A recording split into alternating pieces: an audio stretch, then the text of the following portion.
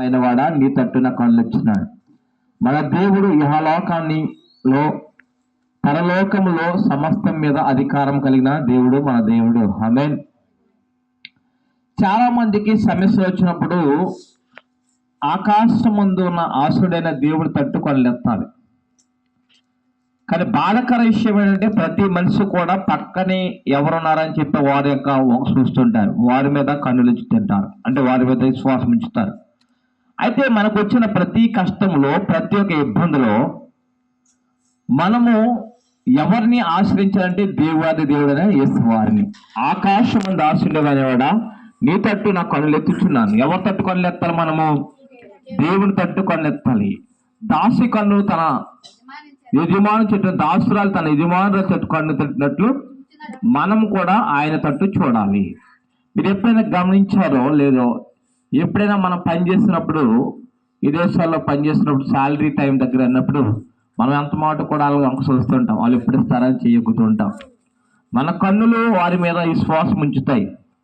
అయితే దేవాది దేవుడి మీద విశ్వాసం ఉంచితే ఒకవేళ యజమానులు ఒకవేళ నిన్ను విడిచిపెట్టవచ్చు, ఒకవేళ వాళ్ళు నీ కష్టాల్లో నీ సహాయం చేయకపోవచ్చు. మనకి ఏదైనా కష్టం వచ్చిందనుకోండి, ఏమంటామంటే యజమానుల దగ్గరికి వెళ్ళి, అయ్యా మేము మీ దగ్గర పని చేస్తున్నాం కదా, మాకు సహాయం చేయండి, ఈ నెల చాలా ఇబ్బంది ఉంది అని అంటాం. అయితే పరిశుద్ధ లేఖనం తెలియపరుస్తుంది, మన యజమానుడు మన యేసయ్య.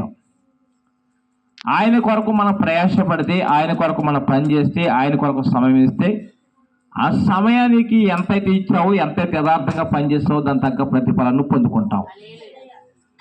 గొప్ప విషయం ఏంటంటే ఈ లోకంలో ఏ పని చేసినా గంట చేస్తే గంటే ఆ ప్రతిఫలం ఇస్తారు, ఒక రోజు చేస్తే ఒక రోజు జీతమే ఇస్తారు.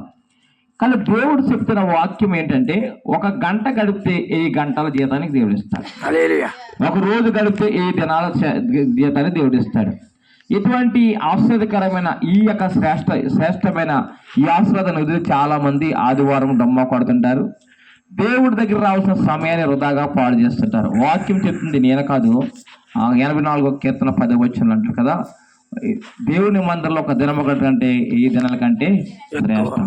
మరి శ్రేష్టమైన దినాన్ని మనం గడుపుతున్నాం అంటే, ఈరోజు నువ్వు దేవుడి కొరకు ఏదైనా పని చేస్తే కనుక తప్పగా దేవుడు ప్రతిఫలం ఇస్తాడు.